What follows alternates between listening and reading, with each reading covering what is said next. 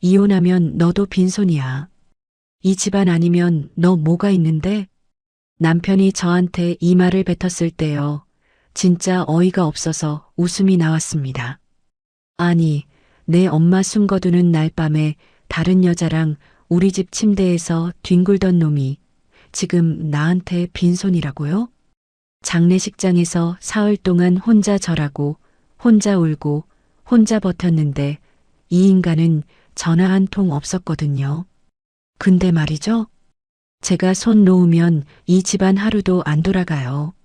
그래서 복수랍시고 저는 그날부로 전부 손 놓았습니다. 집안은 난리가 났죠. 그날 있었던 이야기 들려드릴게요. 어머니의 심장이 멈춘 순간부터 저는 남편에게 전화를 걸었습니다. 한 통, 두 통, 세 통. 사흘 동안 수십 통을 걸었지만 돌아온 건 딱 한 줄이었죠. 회사 일이 급해서 늦을 것 같다. 장례식장 빈소에서 조문객을 맞는 동안 친정 이모가 제 옆에 서서 물었습니다. 정아야, 사위는 도대체 어디 있는 거니? 장모가 돌아가셨는데 얼굴을 안 비추면 어떡해? 이모가 국화꽃 향이 배인 손으로 제 팔을 잡으며 말했습니다. 이모, 회사에 진짜 급한 일이 생겼대요. 올 수가 없는 상황이래요. 저는 고개를 숙이며 대답했습니다. 남편 대신 사과하는 게 이번이 처음은 아니었지만 어머니 영정사진 앞에서 하는 변명은 목구멍에 가시처럼 걸렸죠. 사흘째 되는 날 밤 마지막 조문객이 돌아가고 장례를 모두 마쳤습니다. 새벽 2시 택시에서 내려 아파트 현관 비밀번호를 눌렀습니다. 문이 열리는 순간 거실 신발장 앞에 낯선 여자 구두가 놓여 있었습니다. 베이지색 하이힐, 가지런히 나란히. 저는 신발을 벗다 말고 그 구두를 내려다봤습니다. 복도 끝 침실에서 웃음소리가 새어나왔습니다. 낮고 가는 여자의 웃음. 저는 복도를 걸어가 침실 문 손잡이를 잡았습니다. 손가락에 힘이 들어가지 않았습니다. 3초, 아니 5초쯤 그렇게 서 있었을 겁니다. 문을 열었습니다. 이불 속에서 도윤이 몸을 일으켰습니다. 저와 눈이 마주쳤죠. 도윤의 옆에는 여자가 시트를 끌어올리며 앉아 있었습니다. 대학 동창 모임에서 몇 번 본 적 있는 얼굴, 오채린이었습니다. 정아, 이거 아니야, 잠깐만. 도윤이 이불을 걷어차며 손을 내밀었습니다. 저는 아무 말도 하지 않았습니다. 문을 다시 닫았습니다. 조용히, 천천히. 현관으로 돌아가 신발을 다시 신었습니다. 뒤에서 도윤이 허둥지둥 옷을 걸치는 소리가 들렸습니다. 벨트 버클이 바닥에 부딪히는 소리, 발이 뒤엉키는 소리. 정아, 잠깐만, 정아. 도윤이 복도를 뛰어오며 소리쳤습니다. 저는 현관문을 열고 나갔습니다. 엘리베이터 버튼을 누르고 지하 주차장으로 내려가 제 차에 올라탔습니다. 운전석에 앉아 핸들을 잡았을 때 두 손이 떨리고 있었습니다. 그런데 이상하게도 눈물은 나오지 않았죠. 차 안에서 꼬박 4시간을 보냈습니다. 핸드폰 화면이 계속 밝아졌습니다. 부재중 전화 12통, 문자 메시지 여러 개. 제발 전화 좀 받아. 오해야. 저는 그 문자를 읽으며 혼잣말을 했습니다. 오해가 아니라 확인이라고. 내 눈으로 직접 봤다고. 어머니가 돌아가신 그 밤에 내 남편은 다른 여자와 우리 집 침대에 있었다고. 감정이 빠져나간 자리에 차가운 것이 들어찼습니다. 분노도 아니고 슬픔도 아닌 아주 맑은 계산이었습니다. 날이 밝아왔습니다. 저는 차에서 내려 24시간 카페에 들어가 노트북을 열었습니다. 시아버지 회사 태중건자재의 재무 시스템에 접속했습니다. 10년간 제가 관리해온 시스템이었죠. 법인 계좌 3개에 돈을 옮기는 최종 승인, 법인카드 한도 조정, 거래처, 대금, 지급까지 전부 제 공인인증서와 보안장치 하나에 묶여 있었습니다. 가족 경영이라 누구도 이 구조를 바꾸려 하지 않았고 저는 묵묵히 그 자리를 지켜왔죠. 시어머니의 백화점 카드가, 시누이의 영국 유학 송금, 도윤 명의의 법인카드 비용. 이 가족의 모든 돈이 제 손을 거쳐야만 움직인다는 사실을 저는 다시 한번 확인했습니다. 커피를 3잔째 비울 무렵 대학 동기 송지연에게 전화를 걸었습니다. 지연아, 나야. 혹시 이혼 전문 변호사 중에 믿을 만한 사람 알아? 뭐야, 무슨 일 있어? 지연이 잠깐 숨을 멈췄다가 물었습니다. 나중에 얘기할게. 일단 소개만 해줘. 알겠어. 문자로 바로 보낼게. 그리고 정아야, 필요하면 언제든 내 사무실로 와. 지연은 더 묻지 않았습니다. 그게 고마웠죠. 오전 9시 저는 아무 일도 없었다는 듯 회사에 출근했습니다. 직원들에게 평소처럼 인사하고 재무팀 자리에 앉았습니다. 상무실 쪽에서 도윤이 힐끗 쳐다보는 시선이 느껴졌지만 고개를 돌리지 않았습니다. 점심시간에 도윤이 제 책상 앞으로 왔습니다. 넥타이 매듭을 만지작거리며 목소리를 낮췄죠. 정아, 오늘 저녁에 둘이 얘기 좀 하자. 바빠서 어려울 것 같아. 저는 모니터에서 눈을 떼지 않은 채 대답했습니다. 도윤이 몇 초간 서 있다가 돌아가는 발소리가 들렸습니다. 퇴근 후 저는 집으로 가지 않았습니다. 친정어머니의 빈 집으로 갔습니다. 어머니가 쓰시던 방에 앉아 유품을 정리하다가 서랍 깊숙한 곳에서 적금 통장 하나를 발견했습니다. 통장 사이에 작은 메모지가 끼워져 있었죠. 정아야, 힘들면 쓰렴. 어머니의 둥글둥글한 글씨체였습니다. 저는 그 통장을 가슴에 안고 한참을 앉아 있었습니다. 이 돈만큼은 절대로 시댁돈과 섞이게 두지 않겠다고 어머니에게 약속했습니다. 다음 날 아침 출근길 차 안에서 지연이 보내준 번호로 전화를 걸었습니다. 박세진 변호사입니다. 안녕하세요. 송지연 씨 소개로 연락드립니다. 이혼 상담을 받고 싶어서요. 네, 간단히 상황만 먼저 말씀해 주시겠어요? 저는 최대한 담담하게 말했습니다. 남편의 외도를 직접 목격한 것, 결혼 10년간 시댁회사 재물을 전담해 온 것, 지금 제가 어떤 위치에 있는지를 증거 확보가 가장 급합니다. 박세진 변호사가 펜을 굴리는 소리와 함께 말했습니다. 남편분에게 어떤 감정 표현도 하지 마세요. 싸우지도 마시고 울지도 마세요. 대화는 전부 기록하시고요. 이번 주 안에 사무실로 한번 오실 수 있으세요? 수요일 점심시간에 가겠습니다. 좋습니다. 그때 뵙죠. 전화를 끊고 회사 주차장에 차를 세웠습니다. 오늘부터 시작이었죠. 오전 업무를 처리하면서 가장 먼저 손을 댄 건 시누이 강혜은의 유학 송금이었습니다. 매달 15일 시아버지 개인 계좌에서 가족 공용 계좌로 들어온 돈 중 학비와 생활비를 합쳐 550만 원을 영국으로 보내는 해외 송금 예약이 걸려 있었죠. 저는 그 예약을 조용히 해제했습니다. 클릭 한 번이었습니다. 공용 계좌의 관리 권한이 오롯이 제게 있었기에 가능한 가장 조용한 첫 번째 조치였죠. 다음은 시어머니 황미숙의 법인카드였습니다.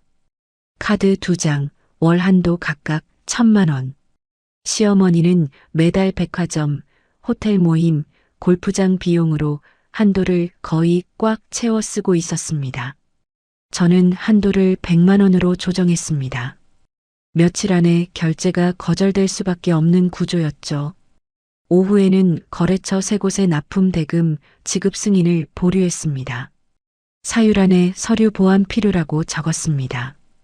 당장 법적 문제가 되는 건 아니었지만 거래처에서 독촉이 들어오면 시아버지가 직접 저를 찾을 수밖에 없는 구조를 만든 겁니다. 모든 조치를 마친 뒤 회사 서버에 접속해 지난 10년간 제가 처리한 재무 기록을 복사했습니다. 급여 승인 내역, 세금 신고 파일, 계약서, 거래처 장부, 외장하드 하나, 인터넷 저장소 하나, 이중으로. 시댁에서 갑자기 저를 잘라버리거나 접근 권한을 빼앗으려 할 경우를 대비한 보험이었습니다. 퇴근 무렵 도윤이 또 제자리로 왔습니다. 양복 주머니에 손을 찔러 넣은 채 낮은 목소리로 말했죠. 어젯밤 일 얘기 좀 해야 하지 않겠어. 언제까지 피할 거야. 지금 결산 때문에 바빠. 주말에 하자. 저는 키보드에서 손을 떼지 않고 대답했습니다. 주말 전까지 박세진 변호사를 만나 대화 전략을 세워두는 게 먼저였으니까요. 도윤이 한숨을 내쉬며 돌아갔습니다. 저는 모니터 속 숫자들을 바라보며 입술을 꽉 깨물었습니다. 그날 저녁 친정집에서 어머니 유품을 정리하다가 핸드폰 사진첩을 열었습니다. 어머니와 찍은 마지막 사진이 있었죠. 병실 침대에서 어머니가 제 손을 잡고 계신 사진이었습니다. 어머니 손가락이 너무 가늘어져서 제 손에 가려 잘 보이지 않았죠. 목 안쪽에서 뜨거운 것이 치밀어 올랐습니다. 장례식장에서도 참았고 그 새벽 침실 문을 열었을 때도 참았던 것이 한꺼번에 밀려왔지만 저는 이를 악물고 삼켰습니다. 아직은 울 때가 아니었습니다. 수요일 점심 박세진 변호사 사무실을 찾아갔습니다. 변호사는 안경을 고쳤으며 제가 건넨 자료를 하나하나 넘겨봤습니다. 목격 당시 사진이나 영상은 없으시죠? 없습니다. 그때는 그런 걸 찍을 정신이 아니었어요. 괜찮습니다. 정황 증거를 쌓으면 됩니다. 남편분이 문자로 뭐라도 인정하는 내용을 보내게 만드세요. 직접 추궁하지 마시고 상대가 스스로 말하게 유도하는 겁니다. 박 변호사가 메모지에 뭔가를 적으며 말했습니다. 재산분할 기여도까지 합치면 상당히 유리한 상황입니다. 증거 수집 목록 정리해 드릴 테니 하나씩 챙겨오세요. 사무실을 나오는 길에 핸드폰을 확인하니 도윤에게서 문자가 와 있었습니다. 채린이랑은 정말 아무것도 아니야. 그날 술 마시고 실수한 거야. 너무 큰 의미 두지 마. 저는 그 문자를 스크린샷으로 저장했습니다. 그리고 답장을 보냈죠. 알겠어. 주말에 천천히 얘기하자. 박 변호사의 조언대로 상대가 방심하게 만드는 것이 먼저였습니다. 금요일 오후 회사 전화가 울렸습니다. 시어머니였죠. 정아야, 카드가 좀 이상한데 네가 확인 좀 해줄 수 있니? 아까 백화점에서 결제가 안 되더라고. 평소와 다름없는 목소리였습니다. 네, 어머님, 카드사 시스템 점검 중이라 월요일까지는 정상화될 거예요. 저는 수화기를 들고 태연하게 대답했습니다. 월요일이 돼도 아무것도 정상화될 계획이 없다는 것은 저만 알고 있었습니다. 토요일 아침 도윤이 거실 식탁에 커피 2잔을 내려놓으며 입을 열었습니다. 정아, 이제 진지하게 얘기하자. 계속 이러면 안 되잖아. 저는 주방에서 물컵을 가져오는 척하며 핸드폰 녹음 버튼을 눌러두고 식탁 맞은편에 앉았습니다. 그래, 말해봐. 도윤이 커피잔을 양손으로 감싸며 말했습니다. 그날 채린이가 동창 모임에서 술을 너무 많이 마셨어. 택시도 못할 정도로 취해서 어쩔 수 없이 데려온 거야. 진짜 그게 다야. 그러면 왜 둘 다 이불 안에 있었어? 저는 일부러 목소리를 낮게 유지했습니다. 도윤이 커피잔에서 손을 떼며 잠시 입을 다물었습니다. 손가락으로 식탁 모서리를 톡톡 두드리다가 대답했죠. 나 원래 잠잘 때 에어컨 세게 틀잖아. 채린이가 춥다고 해서 이불 덮어준 거야. 그게 전부라니까. 저는 고개를 천천히 끄덕였습니다. 그랬구나. 그 2마디만 했습니다. 이 황당한 변명이 전부 녹음되고 있다는 사실이 저를 차분하게 만들어줬죠. 도윤의 어깨가 눈에 띄게 풀어졌습니다. 제가 더 따지지 않으니까 안심한 거였습니다. 나 오늘 골프 약속 있어. 저녁까지는 올게. 도윤이 의자를 밀며 일어섰습니다. 저는 커피잔을 들어 한 모금 마시며 고개만 끄덕였죠. 현관문이 닫히는 소리를 확인한 뒤 저는 곧장 도윤의 서재로 들어갔습니다. 책상 서랍부터 열었습니다. 서류 파일 사이에 끼워진 작은 상자 하나가 손에 잡혔죠. 열어보니 커플 팔찌였습니다. 남자용과 여자용이 나란히. 서랍 안쪽을 더 뒤졌습니다. 호텔 영수증 2장이 나왔습니다. 날짜를 확인했죠. 하나는 14개월 전, 하나는 8개월 전이었습니다. 제가 어머니 간호를 시작하기 훨씬 전이었습니다. 영수증 밑에 접힌 편지 한 통이 있었습니다. 보고 싶다로 시작하는 짧은 글이었죠. 글씨체는 여자의 것이었고 끝에 작은 하트가 그려져 있었습니다. 저는 전부 사진으로 찍어 별도 저장소에 올렸습니다. 서랍을 원래대로 닫고 서재를 나왔습니다. 심장이 빠르게 뛰었지만 손은 떨리지 않았습니다. 월요일 아침 출근하자마자 격리 보조 김대리가 다급한 얼굴로 제 책상 앞에 섰습니다. 팀장님, 3일 철강에서 전화 왔는데요. 납품 대금이 아직 안 들어왔다고 항의가 심해요. 김대리가 메모지를 내밀며 말했습니다. 서류 검토가 좀 늦어지고 있어. 이번 주 내로 처리한다고 전해줘. 네, 알겠습니다. 김대리가 돌아가고 저는 시계를 봤습니다. 시아버지의 전화가 올 시간이 멀지 않았죠. 예상대로 그날 오후 시아버지 강태준 사장이 직접 재무팀으로 내려왔습니다. 양복상의 단추를 풀며 제 책상 앞에 서서 물었죠. 정아 씨, 3일 철강건 왜 아직 처리가 안 됐어? 새로 바뀐 감사 기준에 맞춰서 지출 서류를 다시 확인하고 있습니다. 빠르게 마무리하겠습니다. 시아버지가 고개를 갸우뚱하며 저를 잠깐 바라봤습니다. 빨리 처리해. 거래처 관리 소홀하면 안 돼. 그 말만 남기고 돌아갔습니다. 같은 날 저녁 영국에서 신우이 강혜은의 국제전화가 왔습니다. 언니, 이번 달 생활비가 안 들어왔는데 확인 좀 해줄 수 있어? 귀찮다는 듯한 말투였습니다. 은행 해외 송금 쪽에 지연이 있는 것 같더라. 확인해 볼게. 응, 빨리 좀 부탁해. 전화를 끊었습니다. 화요일 시어머니에게서 다시 전화가 왔습니다. 이번에는 목소리가 달랐죠. 정아야, 백화점에서 또 카드가 안 됐어. 친구들이랑 같이 있었는데 계산대에서 거절당했다고. 내가 얼마나 창피했는지 알아? 시어머니의 목소리가 떨리고 있었습니다. 짜증을 넘어선 불안이 섞여 있었죠. 어머님, 카드사에 다시 확인해 보겠습니다. 빨리 좀 해줘. 이게 뭔 일이니 대체. 전화를 끊고 저는 모니터를 바라봤습니다. 균열이 벌어지기 시작한 거였죠. 수요일은 회사 직원 급여일이었습니다. 제가 최종 승인 버튼을 누르지 않으면 전 직원의 급여가 나가지 않는 구조였죠. 저는 오전 내내 승인을 보류했습니다.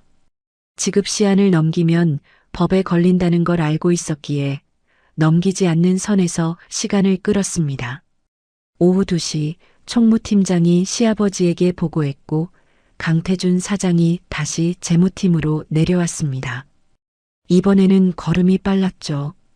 정아 씨, 급여 왜 안 나갔어? 직원들 난리야. 시아버지가 제 책상 앞에 서서 목소리를 높였습니다. 사장님, 따로 말씀드릴 게 있습니다. 급여는 지금 바로 처리하겠습니다. 대신 이번 주 금요일까지 사장님과 단독으로 미팅 시간을 주십시오. 시아버지가 눈을 가늘게 뜨며 저를 봤습니다.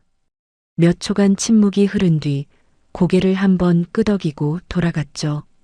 저는 곧바로 급여 이체 승인 버튼을 눌렀습니다. 그날 밤 핸드폰을 확인했습니다. 도윤 7통, 시어머니 4통, 신우이 3통, 부재중 전화가 총 14통이었습니다. 카카오톡 알림이 줄줄이 쌓여 있었죠. 시어머니, 정아야 전화 좀 받아. 신우이, 언니 진짜 뭐 하는 거야? 도윤, 집에 좀 와. 저는 알림창을 하나하나 확인만 하고 답장하지 않았습니다. 친정집 어머니 방 책상에 앉아 노트북을 열고 박세진 변호사에게 보낼 증거 자료를 하나씩 정리했습니다. 밤이 깊어가는 동안 핸드폰 화면은 계속 밝아졌지만 저는 고개도 돌리지 않았습니다. 목요일 오전 회사 로비에서 엘리베이터를 기다리고 있었습니다. 문이 열리려는 순간 시어머니 황미숙이 로비 한쪽에 서 있는 게 보였죠. 정장 차림에 핸드백을 양손으로 꼭 쥐고 있었습니다. 저와 눈이 마주치자 시어머니가 성큼 다가왔습니다. 정아야, 엄마 왔어. 커피 한 잔만 하자. 시어머니가 제 팔을 잡았습니다. 손에 힘이 잔뜩 들어가 있었죠. 이건 가벼운 수다가 아니라 추궁이라는 걸 바로 알 수 있었습니다. 회사 근처 카페에 마주 앉았습니다. 시어머니가 아메리카노를 시키며 먼저 말문을 열었죠. 요즘 일이 많아서 힘들지? 어머님 장례 치르고 나서 많이 지쳤을 텐데. 쉬엄쉬엄 해도 돼. 시어머니가 냅킨을 접으며 걱정하는 표정을 지었습니다. 괜찮습니다, 어머님. 밥은 제대로 먹고 다니는 거야? 얼굴이 말랐네. 저는 커피잔을 들어 한 모금 마시며 고개를 끄덕였습니다. 시어머니의 위로가 어디로 향하는지 알고 있었으니까요. 10분쯤 그런 이야기가 이어졌습니다. 날씨, 건강, 식사. 커피가 절반쯤 줄었을 때 시어머니의 표정이 바뀌었습니다. 입꼬리가 내려가고 눈이 날카로워졌죠. 근데 정아야, 솔직히 물어볼게. 카드도 그렇고 예은이 송금도 그렇고 도대체 무슨 일이야? 돌려 말하지 말고 솔직히 말해봐. 시어머니가 커피잔을 테이블에 내려놓으며 단도직입적으로 물었습니다. 저는 커피잔을 천천히 내려놓았습니다. 시어머니의 눈을 똑바로 봤죠. 어머님, 제가 장례식 끝나고 새벽에 집에 갔을 때 도윤이가 다른 여자와 침대에 있었습니다. 시어머니의 얼굴이 굳었습니다. 3초쯤 아무 말도 없었죠. 눈동자가 미세하게 흔들리는 게 보였습니다. 그게 무슨 소리야? 도윤이가 그럴 리가 없어. 네가 잘못 본 거 아니야?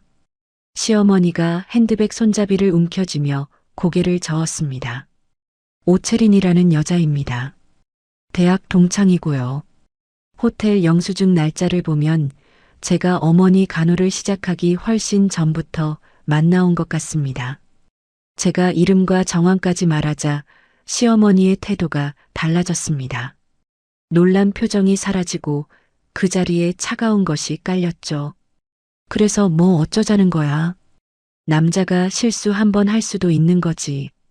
그걸로 집안을 이렇게 뒤흔들어? 시어머니가 테이블 위에 손을 짚으며 말했습니다. 저는 그 말을 듣는 순간 확실히 알았습니다. 이 사람에게 며느리의 고통은 처음부터 고려 대상이 아니었다는 거요. 정아야, 이건 우리 집안 안에서 조용히 처리할 문제야. 네가 이러면 회사도 위험해지고 너한테도 좋을 게 없어. 시어머니가 목소리를 한 톤 낮추며 제 손등을 눌렀습니다. 어머님, 저는 10년 동안 이 회사 재무를 책임져 왔습니다.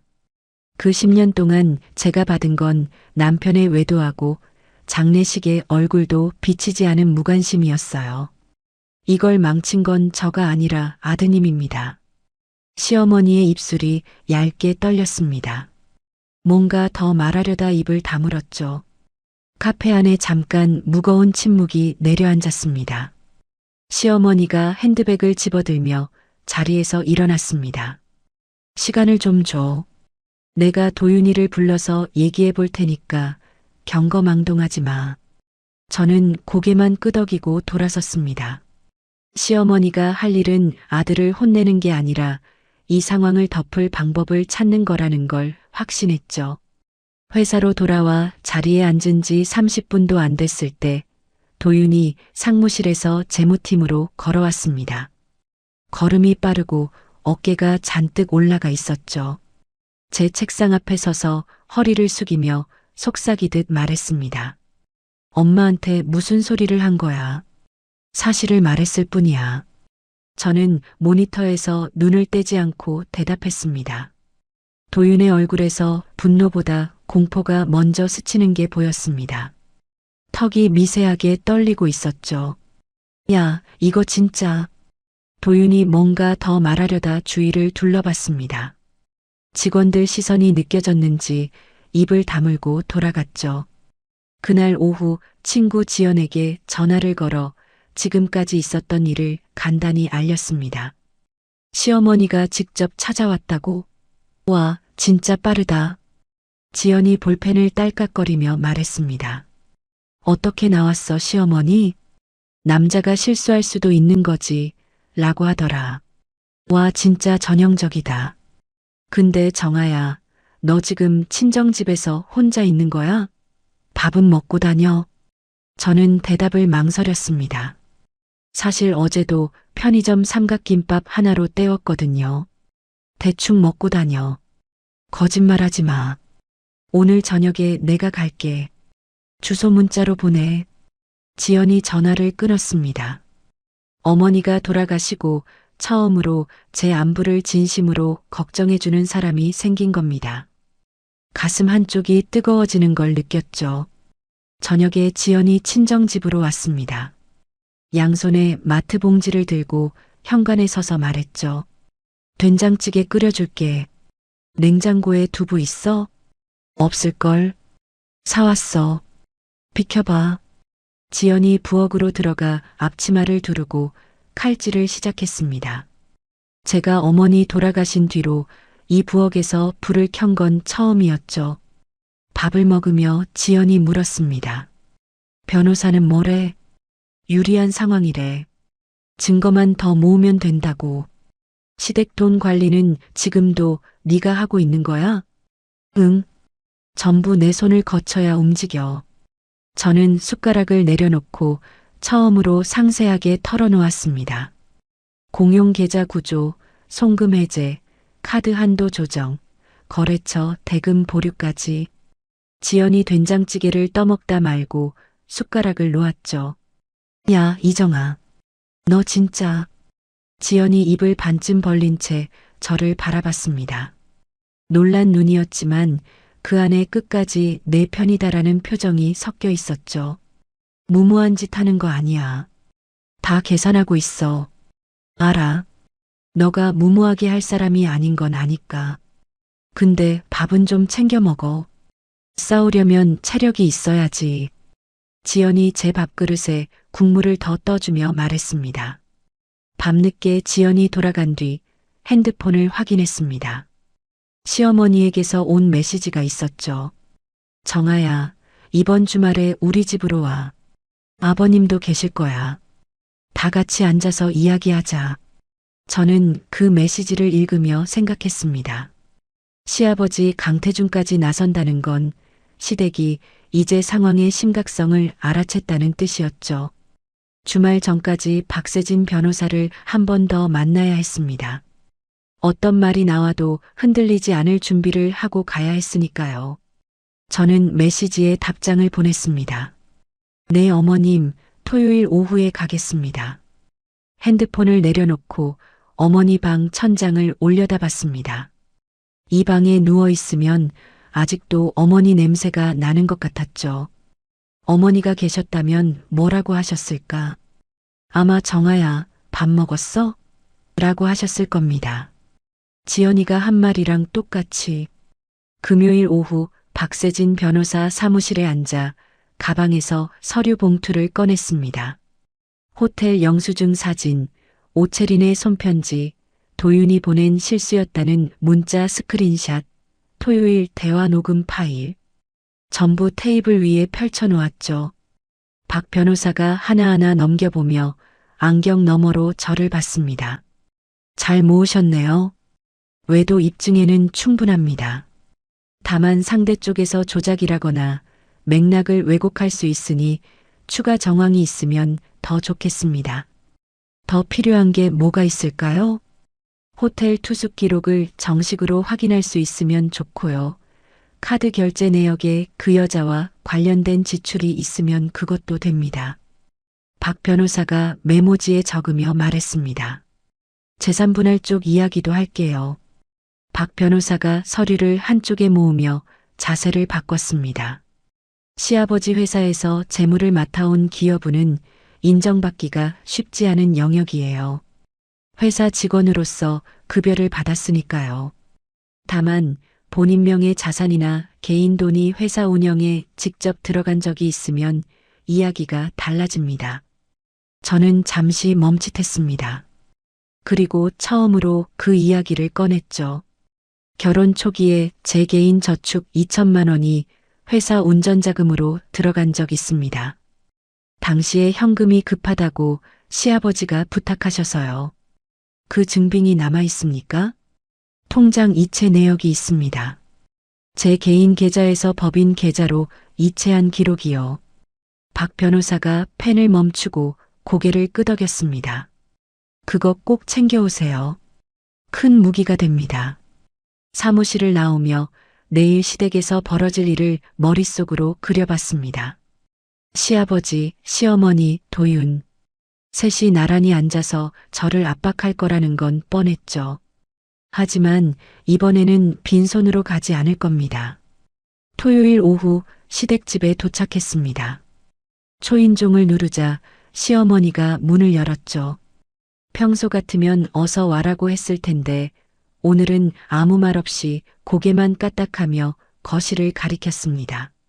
거실 소파에 시아버지 강태준이 가운데, 시어머니 황미숙이 오른쪽, 도윤이 왼쪽에 앉아 있었습니다.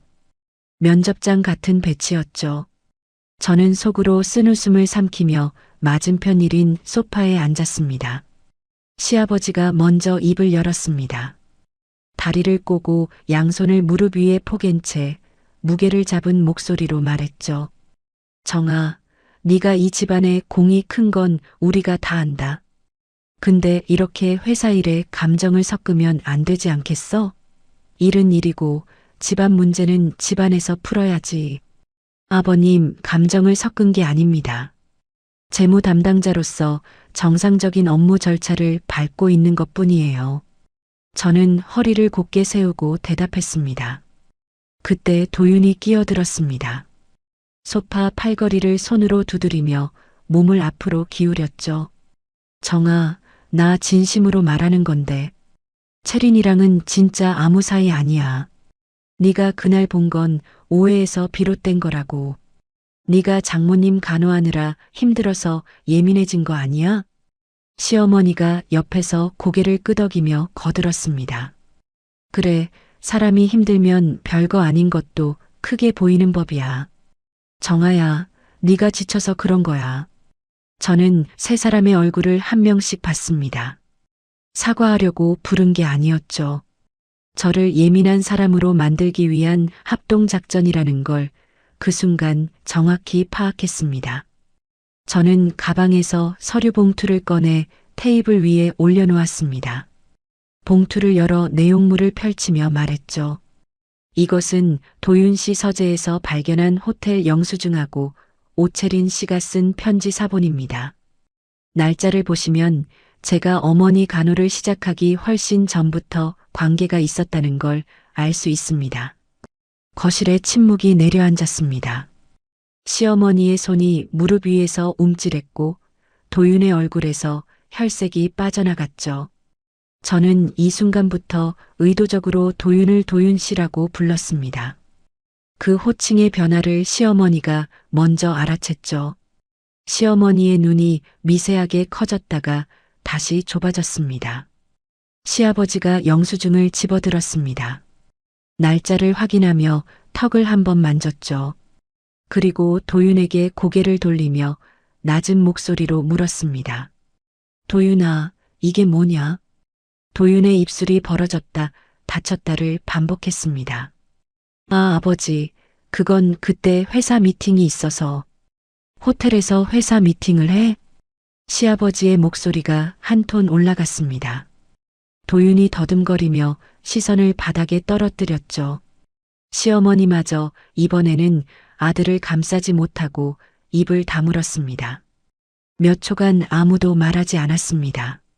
시아버지가 영수증을 테이블에 내려놓고 가볍게 한숨을 내쉬며 입을 열었죠. 정아, 내 심정 이해한다. 근데 지금 당장은 회사를 정상화하는 게 급하지 않겠어? 이혼이든 뭐든 나중에 천천히 하고 일단 업무부터 원래대로 돌려놓자. 저는 시아버지를 바라봤습니다. 내 고통에 대한 위로가 아니라 회사 자금 흐름부터 복구하라는 요구였죠. 이 집안의 우선순위가 어디에 있는지 다시 한번 확인한 겁니다. 아버님, 저도 회사에 피해를 주고 싶은 마음은 없습니다. 하지만 먼저 해결되어야 할 문제가 있습니다. 저는 그 말만 남기고 자리에서 일어났습니다. 현관에서 신발을 신는데 뒤에서 도윤이 따라왔습니다. 제 어깨 뒤에 서서 낮지만 또렷한 목소리로 말했죠. 진짜 이럴 거야? 이혼하면 너도 빈손이야. 이 집안 아니면 너 뭐가 있는데? 저는 걸음을 멈추고 돌아섰습니다. 도윤의 눈을 똑바로 보며 말했죠. 회계사 자격증이 있고 10년 경력이 있어. 그리고 너 없이도 살 수 있는 사람은 나지. 네가 아니야. 도윤의 입이 벌어졌다가 닫혔습니다. 저는 돌아서서 현관문을 열고 나왔죠. 차에 올라타 시동을 걸었습니다. 핸들 위에 이마를 잠시 대고 눈을 감았죠. 손이 미세하게 떨리고 있었습니다. 예민해진 거 아니냐는 도윤의 말이 순간적으로 머릿속을 스쳤지만 조수석에 놓인 서류 봉투의 무게가 그 말을 곧바로 지워줬습니다. 저는 핸드폰을 들어 박세진 변호사에게 문자를 보냈습니다. 월요일에 이혼 절차 본격적으로 시작하겠습니다. 보내기 버튼을 누르고 차를 출발시켰습니다. 백미러에 시댁 아파트가 점점 작아지는 게 보였죠. 저는 시선을 앞으로 돌렸습니다. 월요일 오전 박세진 변호사 사무실에서 이혼 소장 초안을 최종 검토했습니다. 박 변호사가 서류를 한 장씩 넘기며 짚어줬죠. 위자료, 혼인 기간 중 재산 분할, 결혼 초기에 투입한 개인 자금 2천만 원 반환. 이 세 가지가 청구 내용입니다. 소장이 접수되면 시댁에서 바로 반응이 올까요? 당연하죠. 법원에서 상대 측에 통지가 가니까요. 근데 그 전에 한 가지 결정하셔야 합니다. 박 변호사가 펜을 내려놓고 저를 봤습니다. 회사 재무 업무 정상화를 언제 시점으로 잡을 건지요. 저는 잠깐 생각한 뒤 대답했습니다. 이혼합의 조건이 확정되는 시점까지 현 상태를 유지하겠습니다. 좋습니다. 사실 회사가 당신을 해고하고 다른 사람에게 권한을 넘길 수는 있어요. 법적으로는요. 하지만 10년치 재물을 단기간에 인수인계하는 건 현실적으로 불가능합니다. 그게 사실상 최대 무기예요. 박 변호사가 고개를 끄덕이며 서류를 정리했습니다. 단단히 준비하고 가세요. 상대가 먼저 움직일 겁니다. 그날 오후 회사로 돌아왔을 때 내선 전화가 울렸습니다. 시아버지 강태준 사장의 비서였죠. 이 팀장님, 사장님께서 사장실로 와달라고 하십니다. 사장실 문을 열자 강태준 옆에 낯선 남자가 앉아 있었습니다. 회사 고문 변호사였죠. 양복 안주머니에서 명함을 꺼내 건네며 가볍게 고개를 숙였습니다. 강태준이 책상에 팔꿈치를 짚으며 입을 열었습니다. 정아 씨, 단도직입적으로 말할게. 개인적인 문제하고 회사 업무는 분리하자. 지금 네가 하고 있는 건 업무 방해로 해석될 수도 있어. 강태준의 목소리에 처음으로 법적 압박의 무게가 실려 있었습니다. 고문 변호사가 옆에서 서류 한 장을 꺼내 테이블 위에 올려놓으며 말했죠. 이 팀장님, 회사 입장에서는 정상적인 업무 수행을 요청할 수밖에 없습니다. 이대로 계속되면 법적 조치를 검토할 수 있는 상황이에요. 저는 미리 준비해둔 서류철을 가방에서 꺼내 테이블에 올려놓았습니다. 사장님, 이것은 지난 10년간 제가 처리한 세금 신고, 급여 이체, 거래처 계약 장부의 전체 기록입니다. 강태준의 시선이 두꺼운 서류철에 멈췄죠. 만약 저를 업무에서 빼시면 인수인계에 최소 2달이 걸립니다. 그동안 이달 말 법인세 중간 납부하고 다음 달 거래처 대금 결제가 전부 지연됩니다. 고문 변호사가 강태준 쪽으로 몸을 기울이며 작은 목소리로 말했습니다. 현실적으로 당장 대체 인력을 구하기 어려운 건 맞습니다. 강태준의 턱이 굳어졌습니다. 손가락으로 책상을 2번 두드린 뒤 저를 똑바로 보며 물었죠. 그래서 내 조건이 뭐냐? 이혼 소장은 이미 준비되어 있습니다. 도윤 씨와 합의로 마무리하되 위자료하고 재산 분할에 대한 제 요구 조건을 수용해 주시면 회사 업무는 인수인계 완료 시까지 차질 없이 처리하겠습니다. 강태준이 의자 등받이에 기대며 팔짱을 꼈습니다. 구체적인 금액을 말해봐. 저는 박 변호사와 사전에 산출한 금액을 말했습니다. 위자료, 재산분할 기여분, 개인 투입금 반환을 합산한 총액이었죠.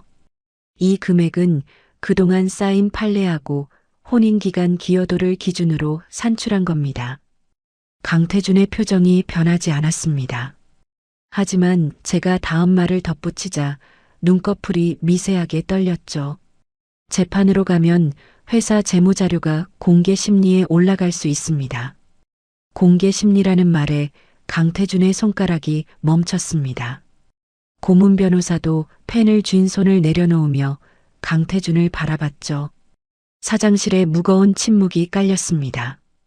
강태준이 한숨을 한번 내쉬더니 말했습니다. 오늘은 여기까지 하자. 검토해 보겠어.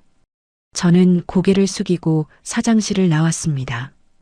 복도를 걷는데 도윤이 앞에 서 있었습니다. 벽에 등을 기대고 있다가 저를 보자 몸을 일으켰죠. 아버지한테 돈 얘기까지 한 거야? 네가 만든 상황이야. 저는 그 말만 하고 도윤을 지나쳐 걸었습니다. 뒤에서 도윤이 뭔가를 중얼거렸지만 걸음을 멈추지 않았죠. 그 주 수요일 강태준의 비서에게서 전화가 왔습니다. 이 팀장님, 사장님 말씀 전합니다. 팀장님이 제시한 금액의 70%를 수용하겠다고 하셨고요. 대신 회사에 대한 어떤 정보도 바깥에 내보내지 않는다는 조항을 넣겠다고 하셨습니다. 전화를 끊고 바로 박세진 변호사에게 연락했습니다.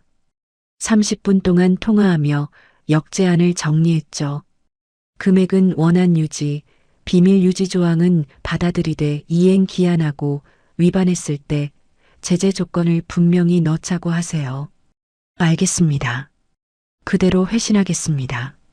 목요일이 지나고 금요일 오후 강태준에게서 직접 전화가 왔습니다. 제 핸드폰에 강태준 사장이라는 이름이 떴을 때 저는 한번 심호흡을 하고 받았죠. 정아 씨. 네, 사장님. 알겠다. 원한대로 하자. 대신 인수인계는 확실히 해줘. 짧고 건조한 목소리였습니다. 하지만 결혼 10년 만에 처음으로 시아버지가 저를 며느리가 아니라 협상 상대로 대하는 목소리였죠. 알겠습니다.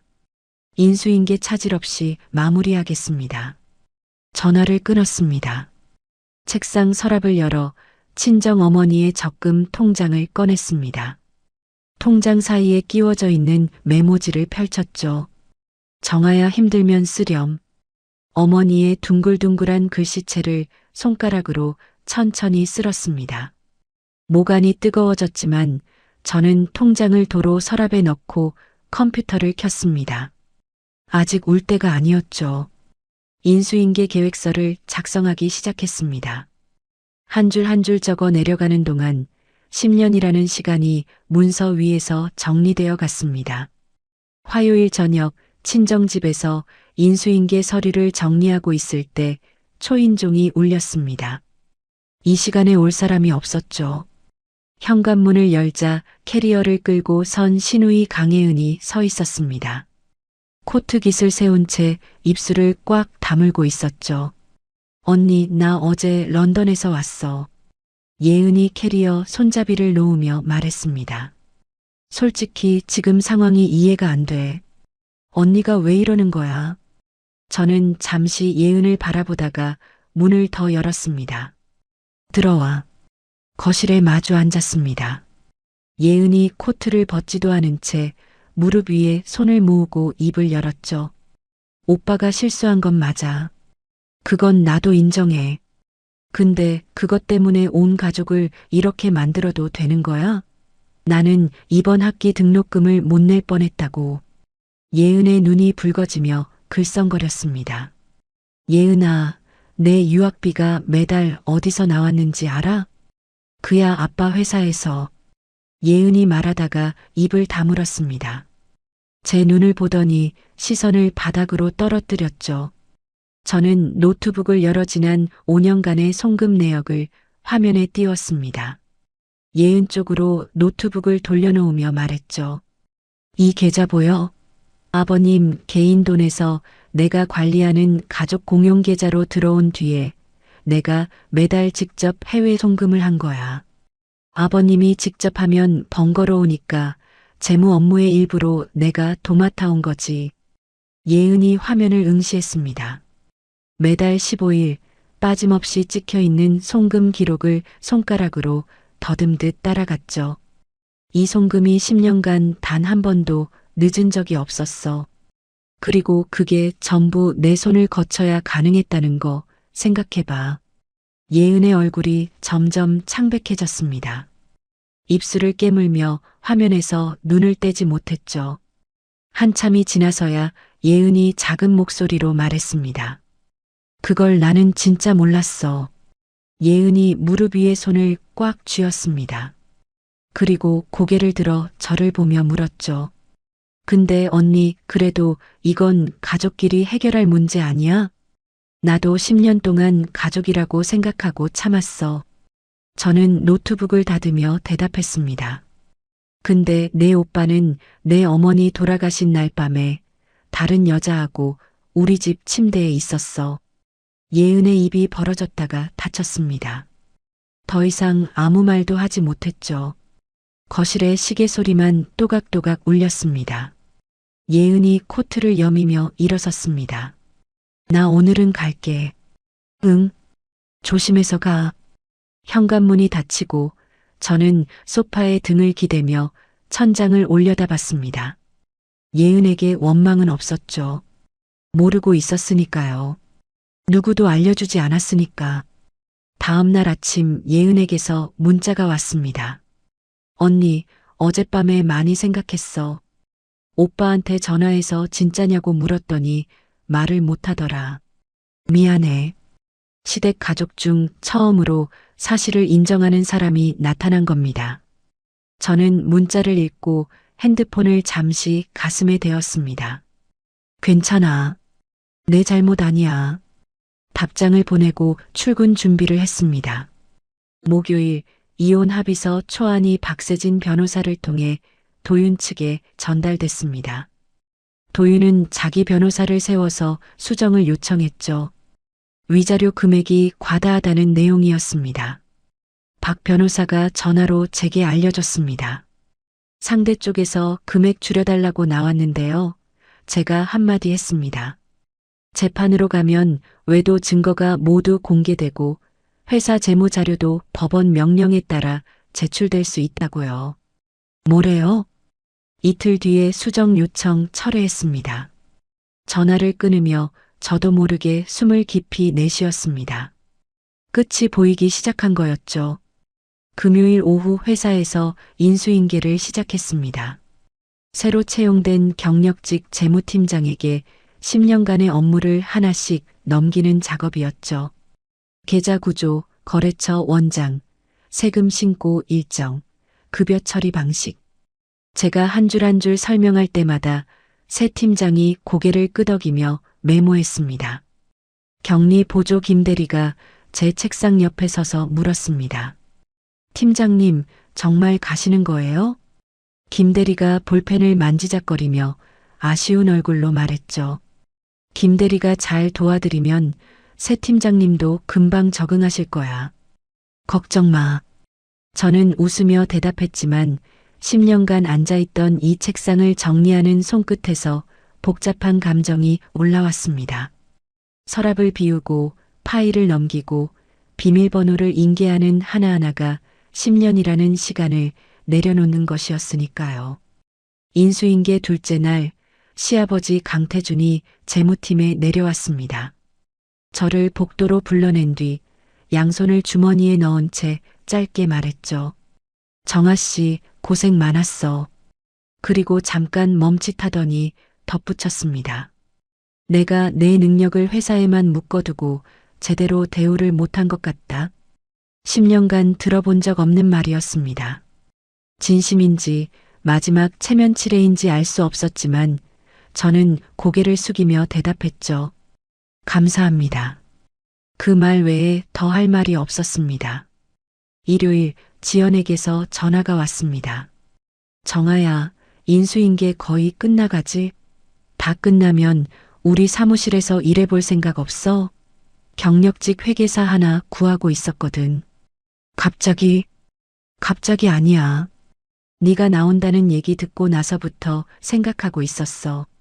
내 실력이면 바로 투입 가능하잖아. 저는 웃으며 대답했습니다. 생각해 볼게. 전화를 끊고 창밖을 바라봤습니다. 시댁에 기대지 않는 삶의 첫 번째 구체적인 가능성이 열린 거였죠. 마음이 조금 가벼워지는 걸 느꼈습니다. 인수인계 마지막 날, 퇴근 전에 책상 서랍을 비우다가 사진 한 장이 나왔습니다. 결혼 초기에 도윤과 찍은 사진이었죠. 나란히 서서 웃고 있는 두 사람의 얼굴을 잠시 내려다봤습니다. 쓰레기통에 넣으려다 멈췄습니다. 다시 서랍에 넣어두었죠. 미련이 아니었습니다. 그 시절에 내가 틀리지 않았다는 걸 기억하기 위해서였습니다. 서랍을 닫고 가방을 들었습니다. 사무실을 나서며 뒤를 돌아보지 않았죠. 인수인계를 모두 마치고 2달여가 지났습니다. 가정법원에서 이혼 의사 확인 신청을 하고 법이 정한 한 달의 숙려기간을 보냈죠. 오늘은 법원에서 최종 확인을 받는 날이었습니다. 법원 복도에서 도윤과 마주쳤습니다. 양복을 입고 있었지만 넥타이가 비뚤어져 있었고 눈 밑에 그늘이 져 있었죠.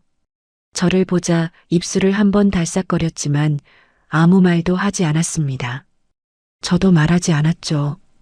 법정 안에서 판사가 양쪽의 이혼 의사를 최종 확인했습니다. 도윤이 먼저 서명했고 저도 펜을 받아 이름을 적었죠. 이정아 석자를 쓰는 동안 펜촉이 종이에 긁히는 소리가 유난히 크게 들렸습니다. 판사가 확인서를 교부하는 순간 결혼 10년이 공식적으로 끝났습니다. 법정을 나서는데 도윤이 뒤에서 말했습니다. 잘 살아. 저는 걸음을 멈추고 반쯤 고개를 돌렸습니다. 너도. 우리의 마지막 대화는 그 두 마디로 끝났죠. 도윤이 반대쪽 복도로 걸어가는 뒷모습을 잠깐 봤습니다. 어깨가 전보다 좁아 보였죠. 저는 시선을 거두고 출구 쪽으로 걸었습니다. 법원을 나서며 핸드폰을 확인하니 시어머니에게서 온 문자가 있었습니다. 정아야, 건강해. 5글자였습니다.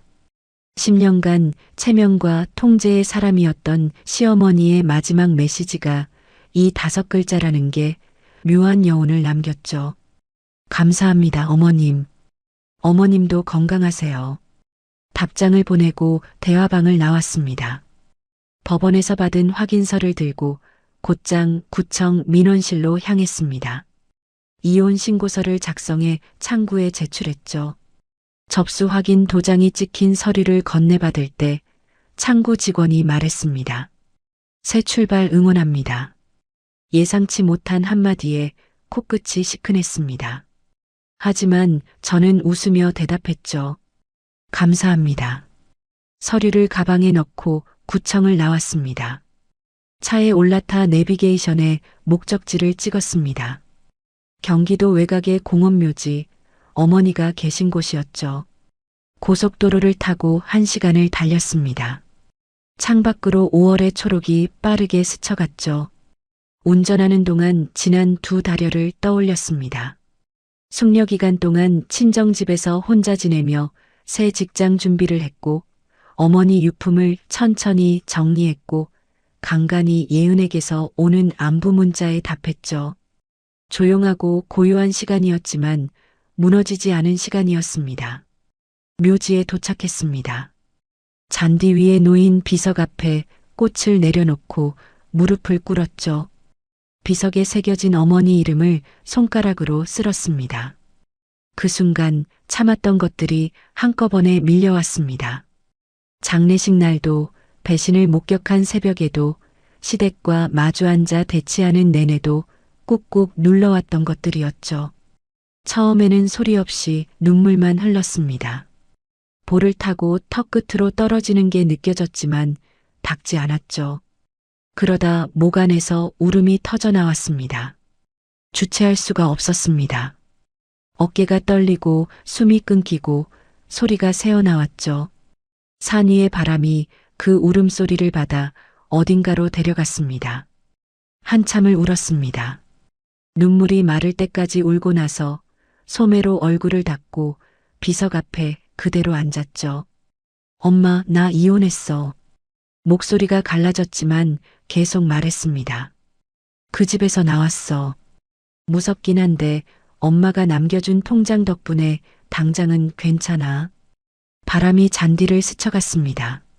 다음 주부터 지연이네 사무실에 출근해. 이제부터는 나 혼자 잘해볼게. 말을 마치자 바람이 한 번 제 뺨을 스쳤습니다. 어머니가 잘했다 정아야라고 답해주시는 것 같았죠. 저는 눈을 감고 그 바람을 느꼈습니다. 산을 내려와 차에 앉아 핸드폰을 켰습니다. 지연에게서 메시지가 와 있었죠. 오늘 다 끝났어? 저녁에 고기 사줄게. 예은에게서도 문자가 있었습니다. 언니, 나 이번에 학비는 아빠한테 직접 받기로 했어. 그리고 나중에 시간 되면 밥 한번 먹자. 오빠 빼고. 입꼬리가 올라갔습니다. 적이 아닌 사람이 아직 있다는 게 작은 위안이 됐죠. 저녁에 지연과 고깃집에 마주 앉았습니다. 지연이 소주를 따르며 말했죠. 자, 오늘 축하주다. 받아. 잔을 부딪히고 한 모금 마셨습니다. 소주가 목을 타고 내려가는 게 오늘따라 덜 쓰게 느껴졌죠. 그리고 정아야, 너 다음 주 월요일부터 출근이야. 자리 빼놨어. 아직 정식으로 오케이 안 했거든. 저는 투덜거리며 고기를 뒤집었습니다. 내 대답 안 기다렸어. 네 자리 이미 만들어놨으니까 월요일에 그냥 와. 지연이 집게로 고기를 집으며 웃었습니다. 참나 맘대로야 진짜. 잔소리를 하면서도 잔을 비웠죠. 10년 만에 내 이름 석자로 출근하는 직장이 생긴다는 게 실감나지 않으면서도 처음으로 내일이 기다려지는 밤이었습니다. 친정집으로 돌아와 어머니 방에 누웠습니다. 천장을 보며 오늘 하루를 떠올렸죠. 법정, 서명, 구청, 산소, 눈물, 고기, 소주, 그리고 다음 주 월요일. 이불을 턱까지 끌어올리며 혼잣말을 했습니다. 이정아, 수고했다. 눈을 감았습니다. 오랜만에 꿈 없이 깊은 잠에 빠져들었죠. 이정아 씨의 이야기 여기까지입니다. 참 많이도 참았던 사람이에요. 엄마 손 놓는 그 순간에도, 남편 배신을 눈으로 확인한 그 새벽에도, 시댁 세 사람이 앞에 앉아서 예민한 거 아니냐고 몰아세울 때도 이 사람은 울지 않았거든요. 10년을 남의 집안 살림꾼으로 살다가 자기 이름 석자로 다시 서는 게 얼마나 무서웠을까요? 그런데 해냈습니다. 내가 없으면 안 된다는 말에 묶여서 정작 나는 어디 갔는지 모르겠다 싶은 분 계시면요. 이정아 씨처럼 거창하지 않아도 괜찮습니다. 오늘 하루 내 이름 한번 불러주세요. 수고했다고 잘 버텼다고요. 오늘 사연이 시원하셨다면 구독과 좋아요 꾹 눌러주시고요. 이야기를 끝까지 들어주신 분이 계시다면 잘 들었다고 댓글 하나만 남겨주세요.